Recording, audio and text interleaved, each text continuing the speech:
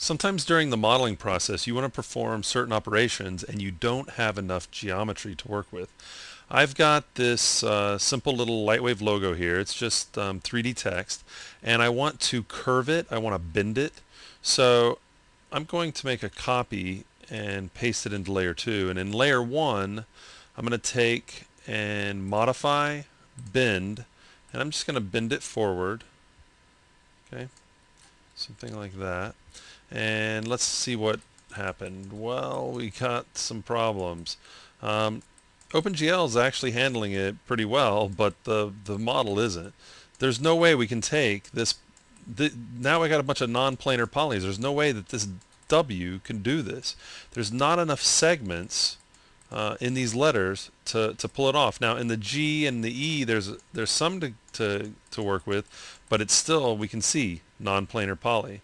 That's not going to render properly, and it's kind of a mess, and it's even more of a mess on that H back here. But just know it's not going to happen. We really need more segments to work with. So it's not an option in the text tool, so let's just hop over to our clean model before we just destroyed it with the bin tool.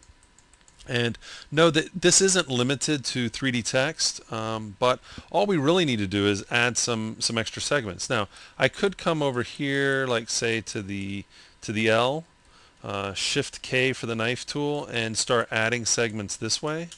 Okay, but what if I wanted to have even segments? I wanted to evenly space segments, and I wanted them through all the letters. Well, I could work really hard at drawing the knife all the way across and then carefully lining it up, or I could use a tool that's designed especially for this, which would be the Julienne tool. If I come over to multiply, subdivide more, and choose Julienne, what I can do is decide how many divisions do I want, and let's, just for fun, let's do 24 divisions. And I can pick the axis that I want it in. I want it running down the Y in this case, but I could run it across the X. I could run it down the Z, but let's use Y. So we're going to have 24 segments running down the Y. I'm going to click OK. Now, it creates and puts in the background geometry. So if we come over to this layer, we'll see it made a bunch of thin, it's just a bunch of thin polys. Okay, but as you can see, it's sliced through. Okay, we can just delete this geometry if we don't need it. We can just delete it, but I'm going to keep it there just so we can talk about what's actually taking place behind the scenes. Okay, so now I've got these segments. Let's see what happens if we go over to Modify, Bend, and let's bend that forward, kind of like what we did earlier, and we ended up destroying our logo. Let's see if this looks better. Well, look at that. I'm not seeing any any non-planar polys. I'm not seeing those problems that would happen if we went to go render, because I have the segments to work with so that it will bend properly.